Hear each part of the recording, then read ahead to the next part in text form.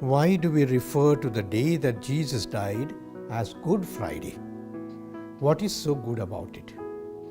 The second question is, my friends do not bother with God or church until Easter, or perhaps Good Friday. Do you think they are real Christians? The first question, why do we refer to the day Jesus died as Good Friday? What is so good about it? I think it's a nice question. Good Friday is the saddest day for us. Jesus died. And it should have been the saddest day. I don't think we could call it bad day as such, but then a tragic day or some other perhaps name that way. Why was it called Good Friday? When I say tragic, there are some languages which will still also say it's not a very good day. For example, in German, it's called Karfreitag. Kar is sorrow and Freitag is Friday. That means a sorrowful, a sad Friday. But in English, is a language that is always perhaps makes us so fulfilling and flourishing language. It calls the Friday when Jesus died as Good Friday.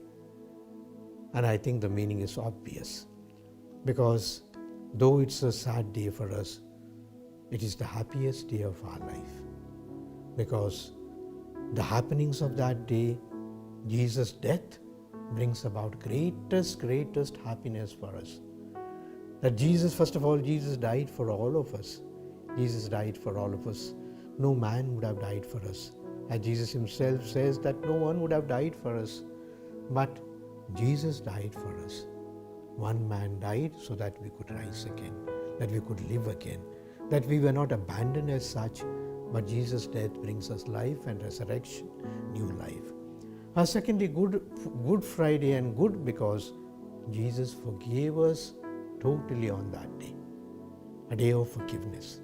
On the cross, Jesus cries out, Father, forgive them, for they know not what they do. Which means that if Jesus is forgiving those who really killed him, Jesus will not sort of stop forgiving us who may not have done so great a sin as killing Jesus, though our sins sometimes really kill Jesus. But then Jesus forgives us, a day of forgiveness, a day of forgiveness. Many are the Christians, the Christianity has got a greatest perhaps value that even other religions speak of it, that the greatest thing about your religion is forgiveness. That a person who has even murdered can be forgiven. I think I told some time back about Sister Rani Maria of Indore. She was killed when she was traveling in a bus because she was involved in these human rights and especially helping the poor to get their rights. And the big landlords were very angry with her because when the small people and the people that are working get up and say that we won't do this, we won't do that, because they were exploiting them. And that's why they were angry with Rani Maria. And Rani Maria, once they caught her in the bus and openly they stabbed her almost 16 times and she breathed her last. The case went on for a long time. During the case, suddenly the mother of this sister and her own sister appeared in the court one day, and the judge is surprised. And what is this one? The judge thought they have come to say that give us justice, see that this man is hanged and thrown into jail and all that. And they pleaded with the judge and said, Judge, if it's possible, forgive them. Forgive him because he doesn't know what he has done. Perhaps he was told by somebody to do this, and therefore we forgive him. We don't want him to be punished. Not only that, we accept him as our brother. We accept him as a brother. You know what they did? They are supposed to have brought a rakhi or something and tied to this person to say that henceforth you are a brother in our family. Forgiveness, we call it. We have heard of Graham Steins. He along with two of his boys, the jeep was set on fire and he was burnt in the fire along with the children.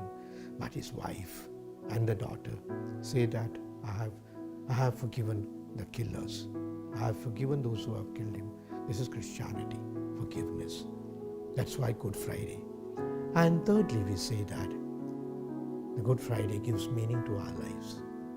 If Jesus made a sacrifice for all of us, perhaps we can also do a little good to the others, little good in the life of the others, that I can do a little charity, that I can be a little kind, that I can be merciful, that I can perhaps take some people along with me, though they have made and though they have been sinful as such.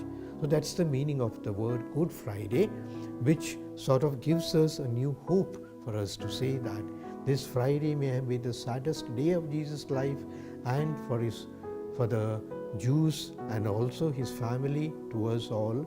But then this is a day of hope. This is a day of promise. And Good Friday is also a day of blessings for each one of us. The next question is, my friends do not bother with God or church until Easter. Do you think they are real Christians?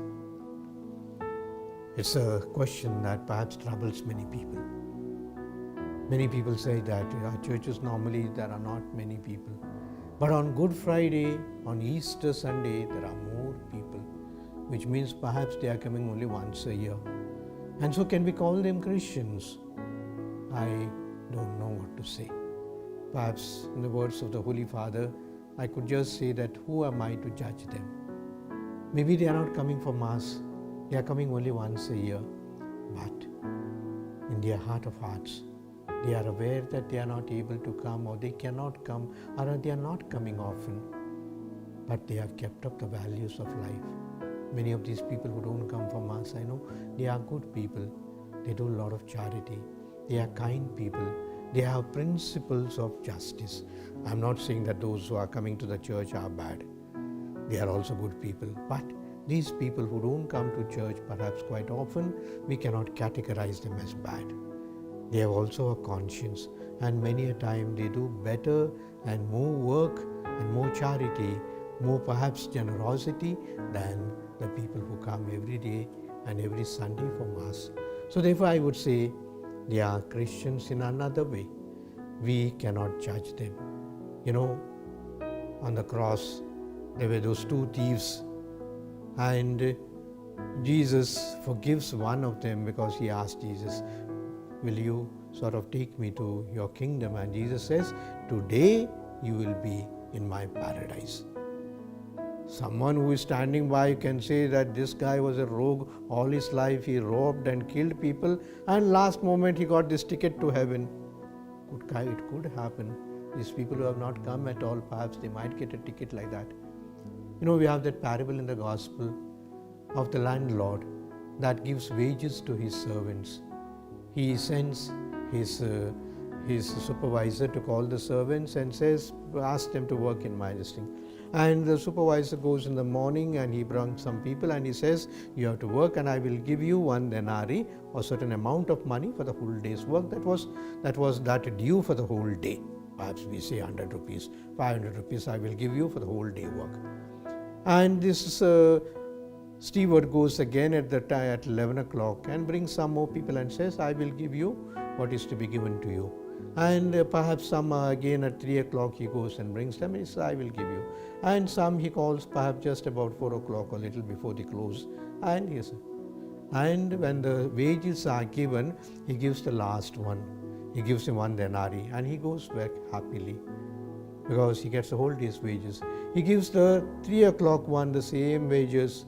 He gives the 11 o'clock one the same one, and the 9 o'clock one's all the same, and they are grumbling. We worked whole day and he's given us the same thing as what he's given at the one who has come at 5 o'clock. How can this be? But the landlord says, the steward says to him, have I done any injustice to you? I promised you 1 denarii in the morning when you came. If I have given more, or rather if I have given to the ones who came late and the last one was the same thing, why should be jealous? It's my freedom to give what I want because the money is mine and I am the landlord. I will give as I want. Perhaps Jesus, we could use this parable to these people who have come last moment to the church, who come only Good Friday and perhaps Easter Sunday.